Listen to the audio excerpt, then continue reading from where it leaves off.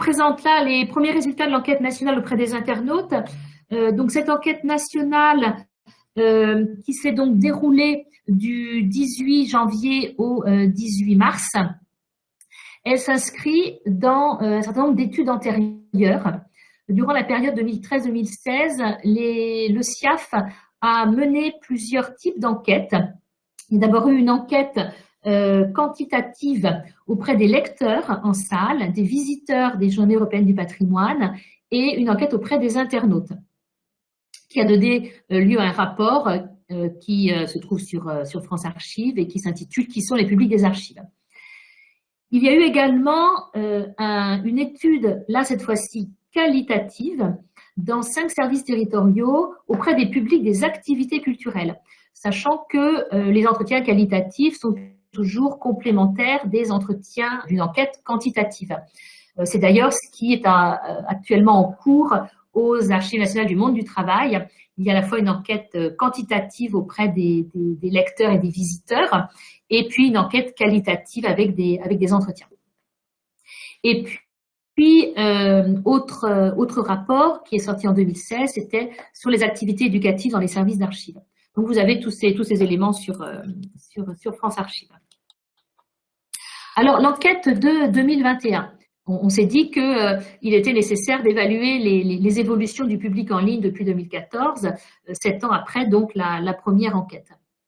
Alors, on est reparti sur le questionnaire, sur la base du questionnaire de 2014, tout en le retravaillant avec un certain nombre de partenaires, dont la BNF. Il y a eu un atelier aussi au séminaire national l'année dernière, et puis avec le prestataire qui nous suit, prestataire Voix publique. Donc, ce questionnaire s'est déroulé sur 2 mois, comme s'était déroulé le questionnaire de 2013-2014. Alors, cette fois-ci, 101 services ont participé, dont 100 ont reçu des réponses. Il y a un service d'archives municipales qui n'a malheureusement pas eu de réponse à son questionnaire. Nous avons eu donc France Archives dans les 100 services, le 2 STN, les AN et les ANOM, 67 archives départementales, 30 archives municipales et un service d'archives régional. Donc, vous voyez que les réponses qui ont été reçues, plus de 27 000 réponses, sont majoritairement, en grande majorité, des réponses qui ont été recueillies sur les sites des archives départementales, donc à 89%. On a constaté un recoupement des services par rapport à l'enquête de 2014. 58% des archives départementales avaient participé déjà à l'enquête de 2014 et ont participé donc à cette enquête, et 33% des archives municipales. Donc, ça va être aussi intéressant pour ces archives, ces services d'archives, de pouvoir comparer les résultats de 2021, avec les résultats qu'ils avaient eus en 2013-2014. Alors, pour le questionnaire, qu'est-ce qui n'a pas changé ou peut changer par rapport à 2014? C'est d'abord la question qu'on appelle la question filtre et qui pose donc de savoir dans quel but l'internaute est venu sur le site Internet. Alors, c'est la question filtre de cette année. En 2014, elle était en position 4 et 5, donc on l'a un petit peu remaniée. Ensuite, ce qui ne change pas, c'est le profil socio-culturel, là pour faire vraiment des comparaisons très précises. Et puis, l'expérience de recherche, quelles sont les rubriques qu'ils ont utilisées, l'appréciation sur l'ergonomie, etc. On a, cette année, développé certains aspects. Donc, le questionnaire est un petit peu plus long que le questionnaire de 2014. On a tiré les enseignements de 2013-2014 et on a vu qu'il y avait un certain nombre d'aspects sur lesquels il fallait insister pour que le questionnaire soit évidemment encore plus utile au service. D'abord, on a insisté sur le parcours de l'internaute pour savoir si, à l'issue de son expérience, il avait trouvé ou non l'information recherchée et, quelle que soit la réponse, qu'est-ce qu'il faisait après. Ensuite, on a insisté sur les attentes proposées par les services et ce que les internautes souhaiteraient trouver en ligne sur nos sites. Donc, soit pour faciliter, accompagner leur recherche, soit pour partager leur recherche. On a aussi remis une petite question, parce qu'on a voulu mesurer l'effet Covid. Est-ce qu'il y avait eu un vrai effet Covid pour les services d'archives, à savoir est-ce qu'on avait récupéré des internautes à ce moment-là. Donc, il y a une question sur est-ce que votre première connexion date de mars 2020. Et puis ensuite, on a essayé de cibler les autres services Internet que les internautes pouvaient utiliser habituellement, en plus de leur recherche chez nous. Et également la familiarité avec le numérique. Ça, on a repris intégralement un questionnaire qui existe déjà au niveau national, donc pour pouvoir comparer ce que sont nos internautes, quelles sont leurs familiarités avec le numérique par rapport à la moyenne nationale. Et puis, on a aussi traduit le questionnaire en anglais. On s'est dit que, voilà, on ne savait pas trop quel succès ça aurait. Alors, vous voyez, il y a eu 0,5% de répondants, donc c'est assez peu, mais c'est quand même 147 questionnaires.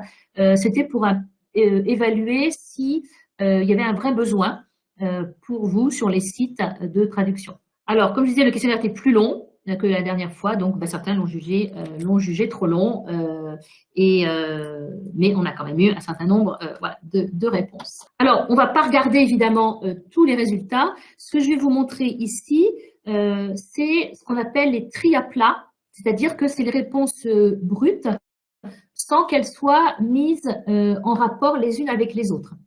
Donc, ça nous donne quand même une première idée des résultats, mais évidemment, il sera intéressant d'affiner ensuite en croisant les questions. Donc, ces tri à plat, là, j'ai pris aussi les résultats globaux de l'enquête. Donc, les 27 000 réponses, je n'ai pas différencié SCN, archives municipales, archives départementales. La question filtre de départ, c'était quel est le but de votre visite ? Donc, vous voyez, sans trop de surprise, alors en bleu, c'est les réponses en 2014 et en orange, les réponses en 2021. Sans trop de surprise, vous voyez que c'est la recherche généalogique très majoritairement et ensuite, mais bien en dessous, la recherche historique. Alors, attention, ce qu'il faut, c'est un peu la comparaison, c'est qu'en 2014, il y avait plusieurs réponses possibles à cette question, d'où un peu le rééquilibrage entre recherche généalogique et recherche historique. Je pense que, la frontière étant parfois poreuse, certains en 2014 ont pu cocher les deux cases, à la fois généalogique et historique.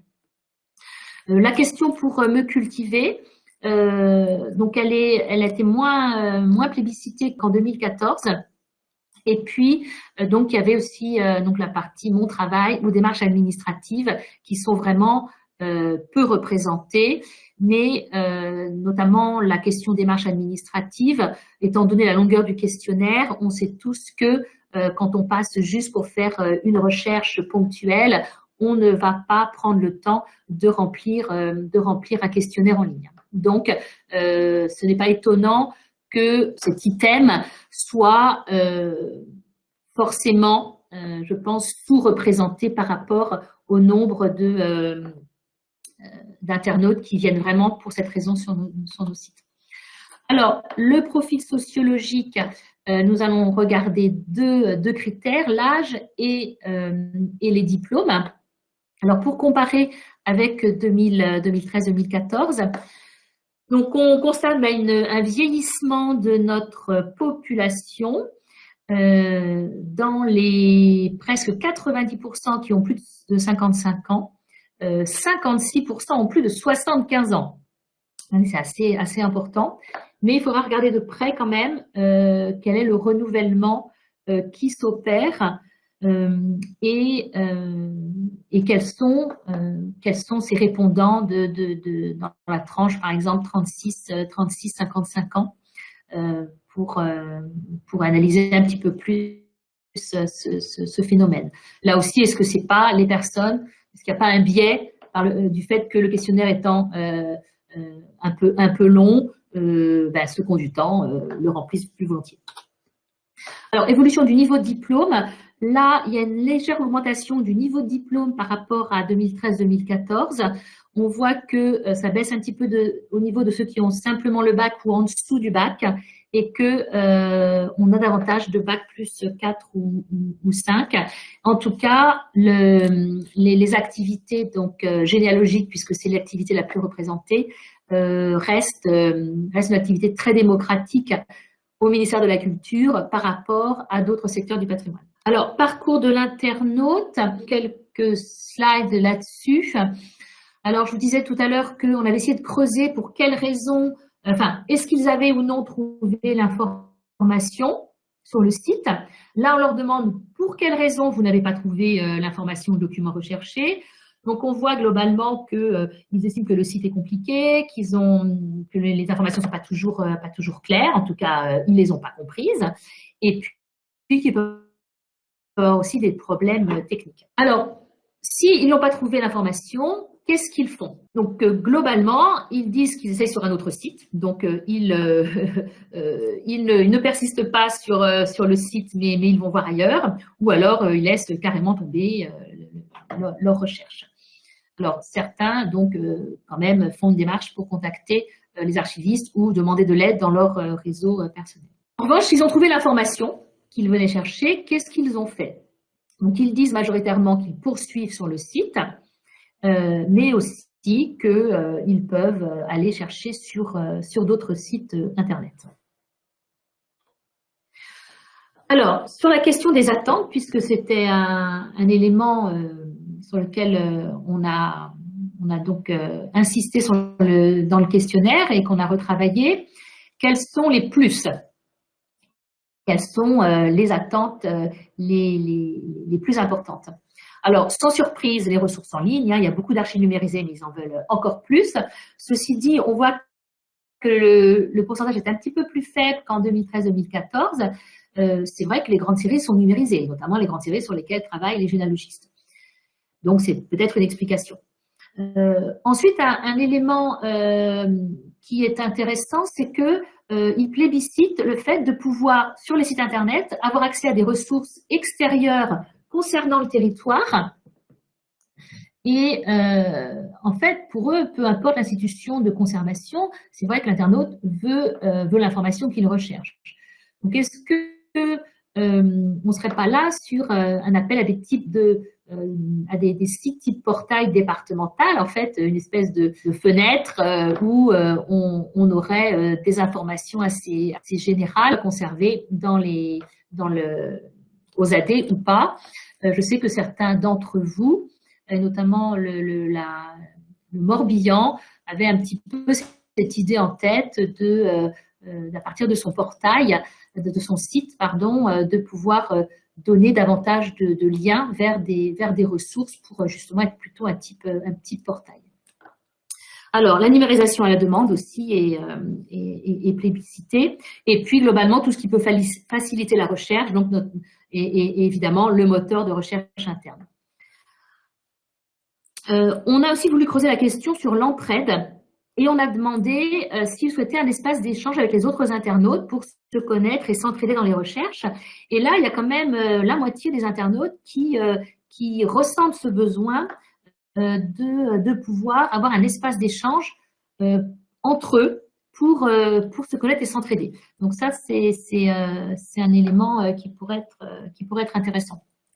Et puis évidemment, la participation collaborative et partager les contenus du site. Donc comment s'entraider. Les attentes en retrait, curieusement, c'est l'aide à la recherche. Il y a l'aide en ligne, les tutos, etc. n'ont pas, voilà, sont en dessous de 20% ou à la limite de 20%. Donc c'est pas non plus une demande qui paraît primordiale pour les internautes. L'action culturelle et pédagogique également, vous voyez, est très peu consultée et très peu. Il y a peu d'attentes là-dessus. Vous voyez, on est à 6%, donc on est à peu près dans les mêmes eaux qu'en 2013-2014. C'est pas une attente massive des internautes. Alors, est-ce que ces attentes reflètent une génération d'utilisateurs? qui ont une utilisation assez simple de l'outil, un niveau de diplôme. Là, il faudra regarder de plus près pour essayer de mieux caractériser à la fois s'il y a une corrélation entre l'âge des internautes et les attentes qu'ils peuvent avoir au niveau des services en ligne. Donc, des analyses à nuancer en fonction des types de services, ça c'est évident, hein. Il y a des différences notables entre les SCN, par exemple, et les services territoriaux. Et puis, donc, on verra sur quel focus on fait pour des analyses croisées qui permettraient d'affiner des profils. Donc, comme on travaille avec une société, une agence, qui fera le rapport, il faudra qu'on voit avec elle quelles sont les orientations qu'on lui donne pour faire ces analyses croisées, sur quel focus on s'arrête. Alors, on pourra aussi également comparer avec d'autres enquêtes, notamment la BNF, qui a mené une enquête en ligne en octobre-novembre 2020, et qui a, elle, sur certains points, des résultats qui peuvent être assez différents. Notamment, vous voyez, ils ont nettement moins de personnes à la retraite, même s'ils pensent que ça déforme les profils qu'ils ont. Il y a une part importante du loisir qu'ils ont repéré, donc beaucoup de gens qui viennent simplement pour le plaisir sur le site de la BNF, hein, sur le site internet. Et puis, on voit qu'un quart des répondants vient aux archives. Comme ça, ils ont rajouté cette question pour qu'on puisse comparer nos enquêtes. Donc, un quart des répondants vient aux archives. Donc, ceux qui ont déclaré venir aux archives, c'était plutôt des jeunes, et puis plutôt des gens aussi qui faisaient de la généalogie. Voilà, donc le rapport va commencer. Donc, j'ai mis prévu pour la rentrée. J'espère qu'on pourra tenir les délais. Donc, je voulais vous signaler également qu'il y avait actuellement une étude en cours de la part de l'inspection des patrimoines sur la participation des citoyens aux politiques du patrimoine. Certains d'entre vous, d'ailleurs, ont été interrogés.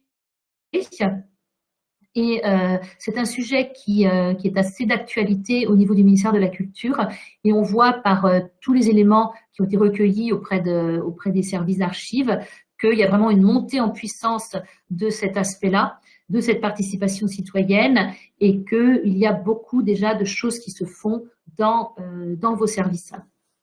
Donc, je pense que cette étude sera intéressante pour nous, parce qu'on verra aussi comment les services d'archives et les citoyens qui participent à nos politiques se situent par rapport aux autres spécialités du patrimoine. Voilà, alors en conclusion, provisoire, parce que donc c'est vraiment des premiers résultats, c'est donc pourquoi on répond à une enquête en ligne dans le champ culturel. C'est vrai qu'on se rend compte que dans le champ culturel, le public est globalement plus investi parce qu'il se sent concerné. Donc, c'est pour ça qu'on peut avoir aussi des résultats bien plus importants que dans d'autres types d'enquêtes. Mais qu'il faut avoir une prudence dans le discours de restitution parce qu'il faut bien évaluer quelle est la représentativité des répondants qui ont donc rempli le questionnaire. Et puis, que c'est toujours intéressant de coupler avec des entretiens individuels. Alors, pour l'instant, ils ne sont pas prévus, mais c'est vrai qu'en présentiel, on identifie davantage le profil de ceux qui ne répondent pas, justement, hein, pour essayer de rééquilibrer. Et puis, donc, je vous indiquais qu'il y avait une enquête en cours aux ANMT, et puis aux ANOM, une enquête a été faite en 2019 dans ces deux sites, une enquête à la fois quantitative et qualitative.